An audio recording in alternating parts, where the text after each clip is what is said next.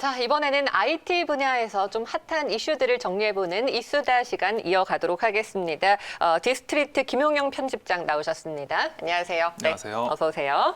작년 넷플릭스 열풍이 참 대단했잖아요. 뭐 넷플릭스에서 신작이 나오면은 바로 뭐 지상파에서 블록버스터 대작이 나온 것처럼 그만큼의 영향력이 있었는데 최근에도 여전한 것 같아요. 이 넷플릭스의 영향력은 어떻게 보세요? 네, 맞습니다. 올해에도 넷플릭스의 영향력은 계속 여전할 것으로 보이고요. 일단 지난해 넷플릭스가 코로나로 인한 비대면 주최 수혜를 보면서 큰 폭으로 성장을 했는데요. 이번 주에 지난해 4분기 실적이 공개가 됐습니다. 4분기 실적 발표에서 넷플릭스는 전 세계 유료 계정이 무려 2억 개를 넘어섰다고 발표를 했고요. 정말 엄청난 수치죠. 여기에 매출은 하나로 약 7조 3,097억 원을 기록해서 전년 동기 대비 21.5% 성장을 했고요. 영업이익도 약 1조 494억 원으로 무려 107%가 증가를 했습니다. 그리고 말씀하신 것처럼 네. 올해도 성장세는 계속될 것으로 예상이 되는데요. 넷플릭스가 내놓은 자체 신작이 계속해서 히트를 하고 있어서 그렇습니다. 지난해 말에 이제 스위트홈이라고 하는 우리나라 드라마가 공개가 돼서 엄청난 히트를 기록을 했고요. 역시 올해에도 새로운 작품들이 계속 줄줄이 대기를 하고 있는데요. 당초 영화계에서는 지난해에만 잘 넘기면 올해는 이제 극장에서 영화를 좀 볼 수 있을 것이라고 예상을 했었는데 올해도 여전히 블록버스터 영화들의 개봉 연기가 계속되고 있고요. 따라서 이 넷플릭스로 대리 만족을 찾으려고 하는 수요도 올해도 여전히 계속될 것으로 예상되고 있습니다. 하지만 이 OTT 시장을 넷플릭스가 거의 독점하다시피 하고 있었는데 뭐 최근에는 좀 다양한 경쟁자들이 치고 올라왔어요. 뭐 대표적으로 아마존도 아마존 프라임이라는 OTT를 제공하고 있고 디즈니도 플러스가 있잖아요. 네네. 지금 구도가 어떻게 돼 있나요? 네, 맞습니다. 넷플릭스가 워낙 유명하게 네. 지금 많은 사용자들을 확보하고 최강자이긴 하죠. 네. 최강자 위치를 점유하고 있지만 이 OTT 시장 자체가 코로나 사태의 영향으로 큰 폭으로 커졌기 때문에 이를 노리는 플레이어들도 많이 늘어나고 있는 상황입니다. 넷플릭스가 잘 나가고 있긴 하지만 이제 말씀하신 것처럼 전 세계 1위 전자상거래 업체인 아마존이 아마존 프라임이라는 아마존 프라임 비디오라는 이제 서비스를 내놓고 고수 팬들을 확보하고 있고요. 그리고 무엇보다 전 세계에서 가장 막강한 컨텐츠 강자인 디즈니가 2019년 연말에 자체 OTT인 디즈니 플러스를 출범을 시키고 공격적인 투자를 하고 있습니다. 이 디즈니 플러스의 성과를 좀 눈여겨봐야 할 것 같습니다. 이 디즈니 플러스가 지난해 4분기 실적 발표에서 유료 가입자 숫자를 공개를 했는데요. 이 유료 가입자 숫자가 무려 7,370만 명입니다. 디즈니는 애초에 가입자 7천만 명에 도달할 때까지 2024년에나 달성할 수 있을 것이라고 예상을 했는데 이를 무려 1년 만에 초과 달성한 결과인 것이죠.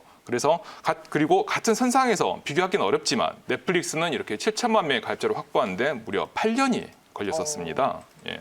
그래서 이처럼 높은 인기를 등에 업고 디즈니 플러스는 국내에서도 지금 KT 그리고 LG U 플러스와 손잡고 올 하반기에 국내 런칭을 계획을 하고 있습니다.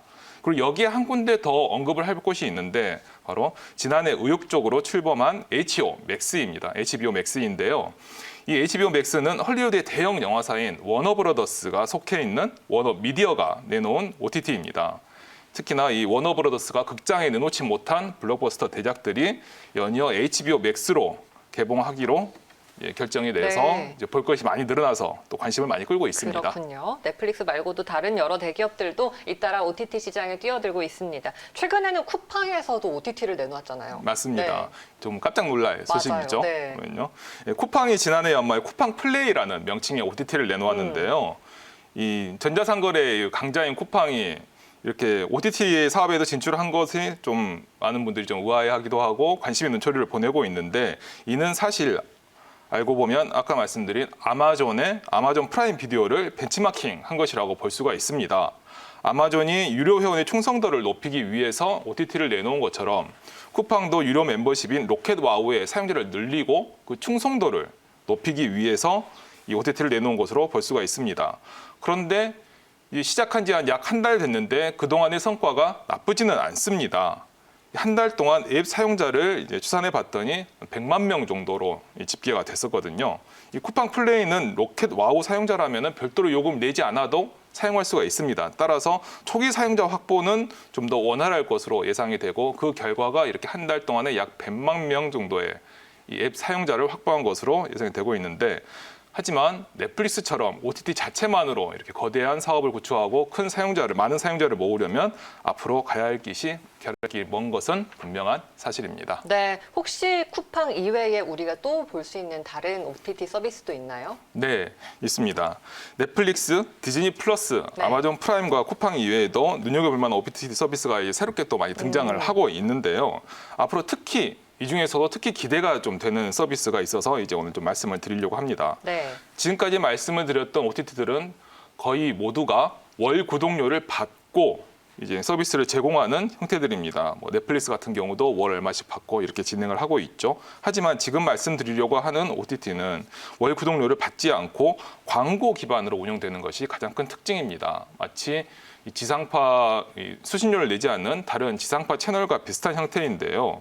이 중에서도 특히나 이 가장 대표적인 이 광고 기반 OTT는 사실 유튜브입니다. 유튜브를 이제 잘 보시면은 유튜브가 시청자가 사용료를 내지 않고 광고만으로 수익을 거두는데요. 하지만 유튜브는 사용자들이 올리는 동영상이 주이기 때문에 넷플릭스와 같은 OTT와는 서비스 성격이 좀 다릅니다. 하지만 여기에서도 넷플릭스와 비슷한 성격을 가지면서도 광고로 수익을 올리는 서비스들이 또 있습니다.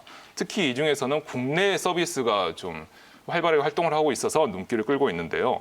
국내에서는 이제 영화사인 넥스트 엔터테인먼트 월드, 코스닥에도 상장되어 있는 회사 네네. 있죠. 이 뉴라고 하는 이 회사의 자회사인 뉴아이디라고 하는 회사가 있습니다.